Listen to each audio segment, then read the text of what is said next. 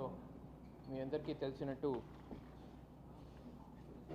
మొన్న రాత్రి 23rd midnight 23rd 24th intervening నైట్ను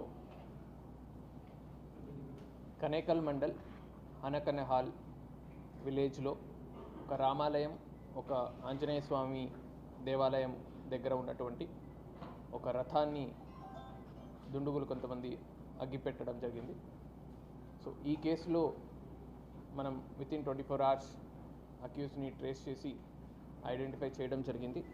so మనకు ప్రైమరీ అక్యూజ్డ్ కింద ఈశ్వర్ రెడ్డి అనే ఒక వ్యక్తిని, అదే గ్రామానికి చెందిన ఈశ్వర్ రెడ్డి అనే వ్యక్తిని ఐడెంటిఫై చేయడం జరిగింది. సో దీంట్లో ప్రధానంగా మనకు మోటివ్ పార్ట్ చూసినట్టయితే, సో గత 2 సంవత్సరాలు వెనక నుంచి ఈ రథాన్ని ఒక ఫ్యామిలీ తరపు నుంచి రామాంజనేయ రెడ్డి, గోపాల్ రెడ్డి వీళ్ళు వాళ్ళ బ్రదర్స్ కలిపి ఈ రథాన్ని డొనేట్ చేయడం జరిగింది ఆలయానికి. అయితే అది ఓన్లీ ఆ పర్టికులర్ ఫ్యామిలీకి సంబంధించిన రథం లాగా, తర్వాత ఆ ఆలయాన్ని కూడా వాళ్ళ కంట్రోల్లో ఉండేటట్టు ఇలాగా ఒక ప్రొజెక్షన్ బయటకు రావడంతో సో కొంతమంది మిగతా వాళ్ళలో దీని గురించి వ్యతిరేకత డెవలప్ అయింది. సో దాంట్లో ప్రధానంగా ఈశ్వర్ రెడ్డి చాలాసార్లు దీన్ని వ్యతిరేకించడం జరిగింది అండ్ ఆ రథాన్ని మార్చేయాలని కూడా చాలాసార్లు చెప్పడం కూడా జరిగింది. సో ఈ మోటివ్తో పాటు అక్యూజ్డ్ ఈశ్వర్ రెడ్డి సో అతని బైక్లో నుంచి ఫ్యూయల్ అది తీసుకొని రథం పెట్టినటువంటి షెడ్ ఏముంది సో దాని లాక్ని యాక్సెల్ బ్లేడ్తో అది కట్ చేసి సో లోపల పెట్రోల్ని దాని మీద వేసి దానికి అగ్గి పెట్టడం జరిగింది.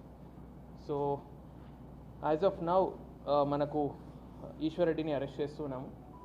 ఇది కాకుండా మిగతా దీంట్లో ఈ కేసులో ఇంకా ఎవరెవరు అక్యూజ్డ్ ఉన్నారు, దీని వెనక ఎవరున్నారు, సో ఇదన్నీ కూడా డీటెయిల్డ్ ఇన్వెస్టిగేషన్ చేయడం జరుగుతూ ఉంది. So further involvement of other accused is also being looked into అండి. సో అక్యూజ్డ్కి మళ్ళీ మనము పోలీస్ కస్టడీకి తీసుకుంటూ ఇంకా ఫర్దర్ ఇన్వెస్టిగేషన్లో మనం ఆయన్ని ఇంట్రోగేట్ చేయడం జరుగుతుంది. సో దీంట్లో మనం చూసినట్టయితే ఎవరు ఈశ్వర్ రెడ్డి ఉన్నారు, వీళ్ళు వైఎస్ఆర్ కాంగ్రెస్ పార్టీకి చెందిన కార్యకర్తలాగా మనకు తెలిసి వచ్చింది. Any other questions from your side?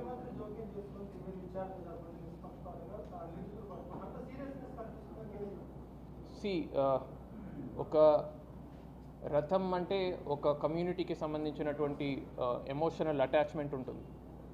So అలాంటి ఇష్యూలో మనము చాలా సీరియస్గా అండ్ నిష్పక్షపాతంగా ఇన్వెస్టిగేషన్ చేయాలనేది హానరబుల్ సీఎం గారి ఇన్స్ట్రక్షన్స్. సో మనం కూడా అంతే సీరియస్గా మల్టిపల్ టీమ్స్ అది ఫామ్ చేసి ఈ కేసుని డిటెక్ట్ చేయడం జరిగింది. అండ్ దీనికి ఫర్దర్గా ప్రివెంటివ్ మెజర్స్ కింద ఎక్కడెక్కడ మనకు రథాలు ఉన్నాయి అన్ని చోట్ల కూడా ఇన్ఫ్యాక్ట్ మ్యాక్సిమం ఆల్ ద టెంపుల్స్లో కూడా మనము సీసీటీవీస్ ఇన్స్టాల్ చేసే మెజర్స్ని కూడా తీసుకోవడం జరుగుతుంది. So we are working out. As of now, we could establish a complete role of one person. So further, inka migita accused role kuda manam establish chestam. TDP leaders Jeevan Reddy and Ram Krishna వాళ్ళు కూడా దాంట్లో suspect చేసేసారు. వాళ్ళు ఎందుకు ఆ details చెప్పట్లేదు? So మనము as of now we have established one accused. So వాళ్ళని మాత్రమే మనము కస్టడీలో తీసుకోవడం జరిగింది.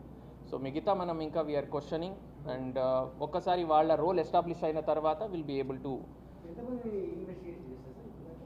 ఇప్పటిదాకా ఒక దాదాపు 5-6 మెంబర్స్ దాకా మనము క్వశ్చనింగ్ చేస్తూ ఉన్నాము.